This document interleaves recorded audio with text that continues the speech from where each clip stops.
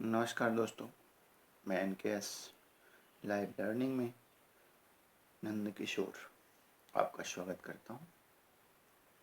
मैं आज श्रीमद् भागवत महात्म्य के बारे में सुनाऊंगा, जो 6 अध्याय में है। पहला, देवर्षि नारद की भक्ति से भेंट होती है पहले अध्याय में। दूसरे में भक्ति का दुख दूर करने के लिए नारद जी का उद्योग। तीसरे में भक्ति के कष्ट की निवृत्ति। चौथे में गोकर्णोपाख्यान प्रारंभ। पांचवें में धुंधकारी को प्रीति योनि की प्राप्ति और उससे उद्धार। और छठे में सप्तायुग की विधि।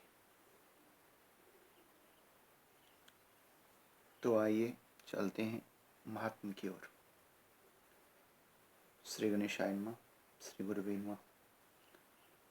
ओम नमो भगवते वासुदेवाय। कृष्णं नारायणं वन्दे, कृष्णं वन्दे व्रजप्रियं, कृष्णं द्वैपायनं वन्दे, कृष्णं वन्दे पृथासुतम्। प्रथमोध्याय, देवर्षि नारद की भक्ति से भेंट। सच्चिदानंद रूपाय विश्वोत्पत्त्यादिहेतव तापत्रय विनाशाय श्री कृष्णाय वयं नमः। सच्चिदानंद स्वरूप भगवान श्री कृष्ण को हम नमस्कार करते हैं, जो जगत की उत्पत्ति, स्थिति और विनाश के हेतु तथा आध्यात्मिक, आधिदैविक और आधि भौतिक तीनों प्रकार के तापों का नाश करने वाले हैं।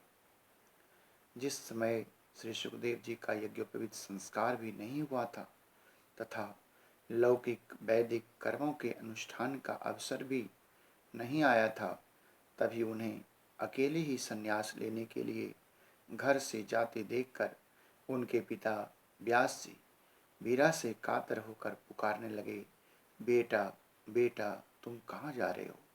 उस समय वृक्षों ने तन्मय होने के कारण श्री सुखदेव जी की ओर से उत्तर दिया था, ऐसे सर्वभूत हृदय स्वरूप श्री सुखदेव मुनि को मैं नमस्कार करता हूँ। एक बार भगवत कथामृत का रसास्वादन करने में कुशल मुनिवर शौनक जी ने नैमिषारण्य क्षेत्र में विराजमान महामती सूत जी को नमस्कार करके उनसे पूछा। शौनक जी बोले, सूत जी, आपका ज्ञान अज्ञान अंधकार को नष्ट करने के लिए करोड़ों सूर्यों के समान है। आप हमारे कानों के लिए रसायन अमृत स्वरूप सारगर्भित कथा कहिए। भक्ति, ज्ञान और वैराग्य से प्राप्त होने वाले महान विवेक की वृद्धि किस प्रकार होती है तथा वैष्णव लोग किस तरह इस माया मोह से अपना पीछा छुड़ाते हैं। इस घोर कलिकाल में जीव प्रायः आसुरी स्वभाव के हो गए हैं। विविध क्लेशों से आक्रांत इन जीवों को शुद्ध दैवी शक्ति संपन्न बनाने का सर्वश्रेष्ठ उपाय क्या है।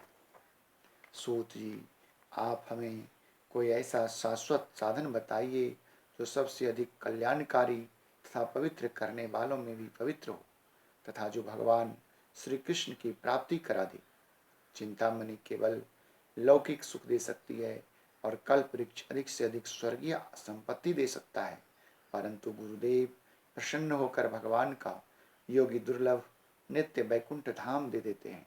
सूत जी ने कहा, शौनक जी, तुम्हारे हृदय में भगवान का प्रेम है, इसलिए मैं विचार कर तुम्हें संपूर्ण सिद्धांतों का निष्कर्ष सुनाता हूँ, जो जन्म मृत्यु के भय का नाश कर देता है, जो भक्ति के प्रवाह को बढ़ाता है और भगवान श्री कृष्ण की प्रसन्नता का प्रधान कारण है। मैं तुम्हें वह साधन बतलाता हूँ, उसे सावधान होकर सुनो। श्री सुखदेव जी ने कलयुग में जीवों के काल रूपी सर्प के मुख का ग्रास होने के त्रास का आत्यंतिक नाश करने के लिए श्रीमद् भागवत शास्त्र का प्रवचन किया है। मन की शुद्धि के लिए इससे बढ़कर कोई साधन नहीं है। जब मनुष्य के जन्म जन्मांतर का पुण्य उदय होता है, तभी उसे इस भागवत शास्त्र की प्राप्ति होती है। जब सुखदेव जी राजा परीक्षित को यह कथा सुनाने के लिए सभा में विराजमान हुए, तब देवता लोग उनके पास अमृत का कलश लेकर आए। देवता अपना काम बनाने में बड़े कुशल होते हैं। अतः यहाँ भी सबने सुखदेव मुनि को नमस्कार करके कहा, आप यह अमृत लेकर बदले में हमें कथामृत का दान दीजिए। इस प्रकार परस्पर विनिमय यानी अदला बदली हो जाने पर राजा परीक्षित अमृत का पान करें और हम सब श्रीमद् भागवत रूप अमृत का पान करेंगे। इस संसार में कहाँ कांच और कहाँ महामूल्य मणि था, कहाँ सुधा और कहाँ कथा। श्री सुखदेव जी ने यह सोचकर उस समय देवताओं की हंसी उड़ा दी। उन्हें भक्ति शून्य कथा का अनाधिकारी जानकर कथामृत का दान नहीं किया। इस प्रकार यह श्रीमद् भागवत की कथा देवताओं को भी दुर्लभ है। पूर्व काल में श्रीमद् भागवत के श्रवण से ही राजा परीक्षित की मुक्ति देखकर ब्रह्मा जी को भी बड़ा आश्चर्य हुआ था। उन्होंने सत्यलोक में तराजू में बांधकर सब साधनों को तौला। अन्य सभी साधन तौल में हल्के पड़ गए। अपने महत्व के कारण भागवत ही सबसे भारी रहा। यह देखकर सभी ऋषियों को बड़ा आश्चर्य हुआ। उन्होंने कलयुग में इस भगवत रूप भागवत शास्त्र को ही पढ़ने सुनने से तत्काल मोक्ष देने वाला निश्चय किया। सप्ताह विधि से श्रवण करने पर यह निश्चय भक्ति प्रदान करता है। पूर्व काल में इसे दयापरायण सनकादि ने देवर्षि नारद को सुनाया था। यद्यपि देवर्षि ने पहले ब्रह्मा जी के मुख से इसे श्रवण कर लिया था, तथापि सप्ताह श्रवण की विधि तो उन्हें सनकादि ने ही बताई थी। सनक जी ने पूछा, संसारिक प्रपंच से मुक्त एवं विचरणशील नारद जी का सनकादि के साथ संयोग कहाँ हुआ और विधि विधान के श्रवण में उनकी प्रीति कैसे हुई। सो जी ने कहा, अब मैं तुम्हें वह भक्तिपूर्ण कथानक सुनाता हूँ जो श्री सुखदेव जी ने मुझे अपना अनन्य शिष्य जानकर एकांत में सुनाया था।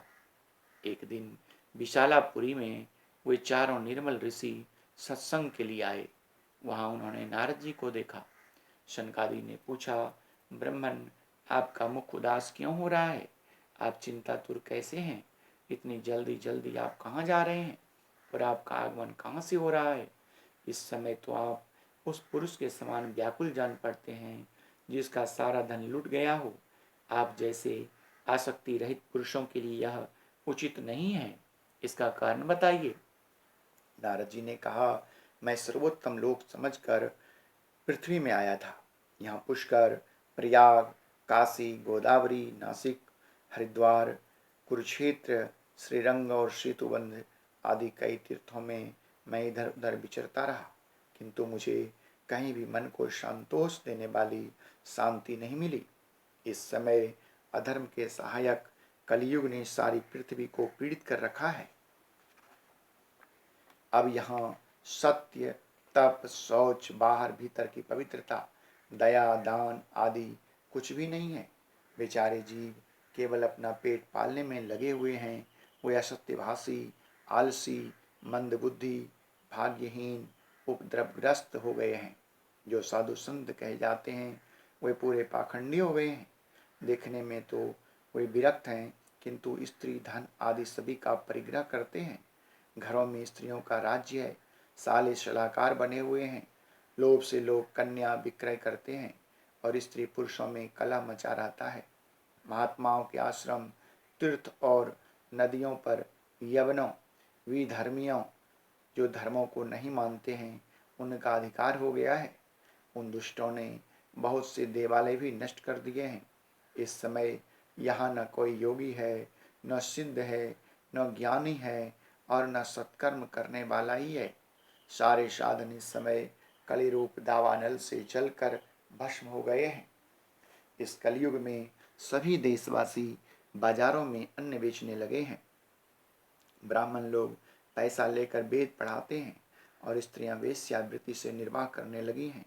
इस तरह कलयुग के दोष देखता और पृथ्वी पर विचरता हुआ मैं यमुना जी के तट पर पहुंचा, जहाँ भगवान श्री कृष्ण की अनेकों लीलाएं हो चुकी हैं। मुनिवरों सुनिए, वहाँ मैंने एक बड़ा आश्चर्य देखा। वहाँ एक युवती स्त्री दुखी मन से बैठी थी। उसके पास दो वृद्ध पुरुष अचेत अवस्था में पड़े जोर जोर से सांस ले रहे थे। वह तरुणी उनकी सेवा करती हुई कभी उन्हें चेत कराने का प्रयत्न करती और कभी उनके आगे रोने लगती थी। वह अपने शरीर के रक्षक परमात्मा को दसों दिशाओं में देख रही थी। उसके चारों ओर सैकड़ों स्त्रियों से पंखा जल रही थी और बार बार समझाती जाती थी। दूर से यह सब चरित्र देखकर मैं कुतूहलवश उसके पास चला गया। मुझे देखकर वह युवती खड़ी हो गई और बड़ी व्याकुल होकर कहने लगी। युवती ने कहा, अजी महात्मा जी, क्षण भर ठहर जाइए और मेरी चिंता को भी नष्ट कर दीजिए। आपका दर्शन तो संसार के सभी पापों को सर्वथा नष्ट कर देने वाला है। आपके वचनों से मेरे दुख की भी बहुत कुछ शांति हो जाएगी। मनुष्य का जब बड़ा भाग्य होता है तभी आपके दर्शन हुआ करते हैं।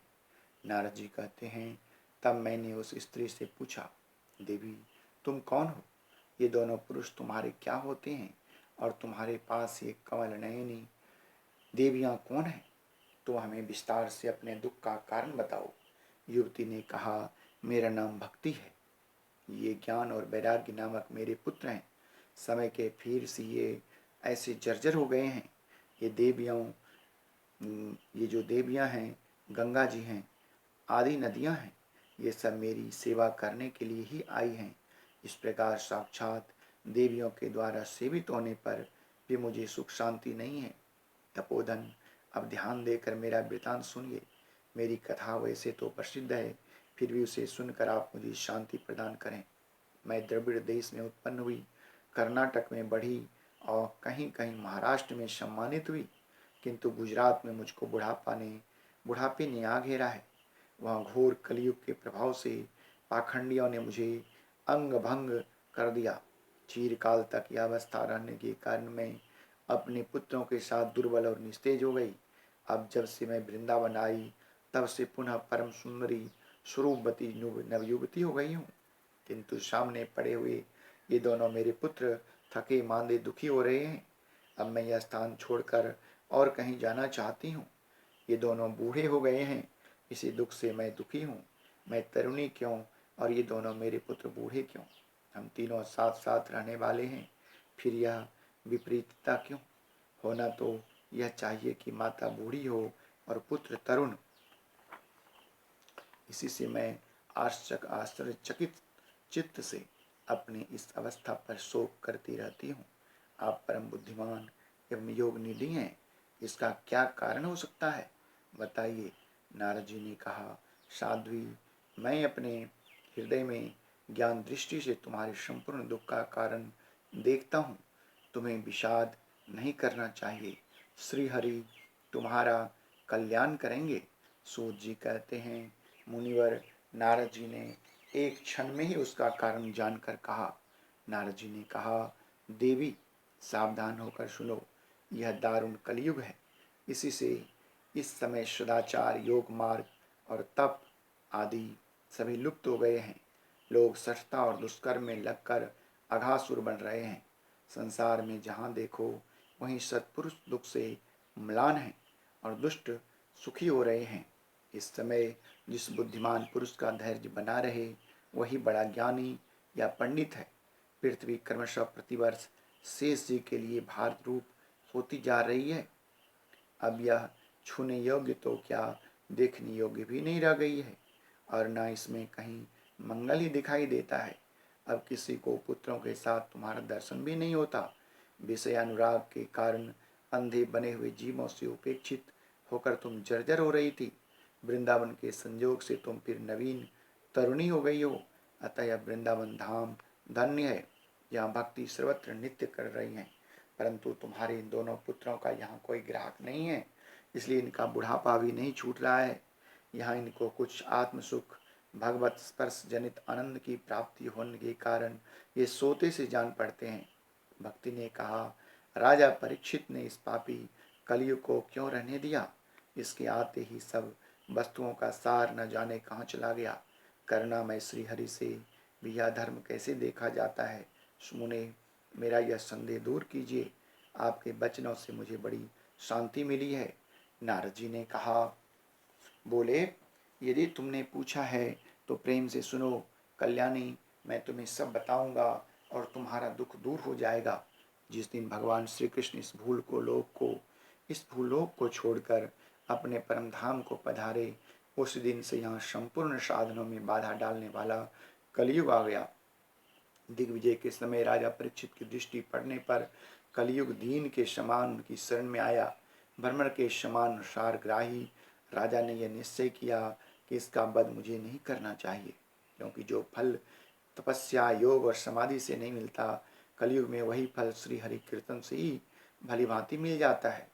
इस प्रकार सारहीन होने पर भी इसे एक ही दृष्टि से सारयुक्त देखकर उन्होंने कलयुग में उत्पन्न होने वाले जीवों के सुख के लिए ही इसे रहने दिया था। इस समय लोगों के कुकर्म में प्रवृत्त होने के कारण सभी वस्तुओं का सार निकल गया है और पृथ्वी के सारे पदार्थ बीजहीन भूसी के समान हो गए हैं। ब्राह्मण केवल अन्न धनादि के लोभ बस घर घर एवं जन जन को भागवत की कथा सुनाने लगे हैं, इसलिए कथा का सार चला गया। तीर्थों में अनेक प्रकार के अत्यंत घोर कर्म करने वाले नास्तिक और नारकी पुरुष भी रहने लगे हैं, इसलिए तीर्थों का भी प्रभाव जाता रहा है। जिनका चित्त निरंतर काम क्रोध महान लोभ और तृष्णा से तपता रहता है, वे भी तपस्या का ढोंग करने लगे हैं, इसलिए तप का भी सार निकल गया। मन पर काबू न होने के कारण तथा लोभ दम्भ और पाखंड का आश्रय लेने के कारण एवं शास्त्र का अभ्यास न करने से ध्यान योग का फल मिट गया। पंडितों की यह दशा है कि वे अपनी स्त्रियों के साथ पशु की तरह रमण करते हैं। उनमें संतान पैदा करने की कुशलता पाई जाती है। मुक्ति साधन में वे सर्वथा अकुशल हैं। संप्रदायानुसार प्राप्त हुई वैष्णवता भी कहीं देखने में नहीं आती। इस प्रकार जगह जगह सभी वस्तुओं का सार लुप्त हो गया है। यह तो इस युग का स्वभाव ही है, इसमें किसी का दोष नहीं है। इसी से पुंडरीकाक्ष भगवान बहुत समीप रहते हुए भी यह सब सह रहे हैं।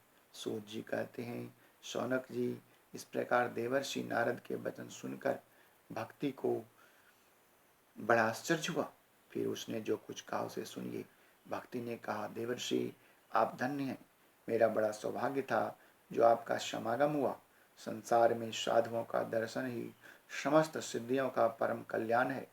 आपका केवल एक बार का उपदेश धारण करके कयाधु कुमार प्रहलाद ने माया पर विजय प्राप्त कर ली थी। ध्रुव ने भी आपकी कृपा से ही ध्रुव पद प्राप्त किया था। आप सर्वमंगलमय और साक्षात श्री ब्रह्मा जी के पुत्र हैं। मैं आपको नमस्कार करती हूँ। श्रीमद् भागवत महात्म्य की जय। मैं आगे अब द्वितीय अध्याय अगली बार सुनाऊंगा। धन्यवाद।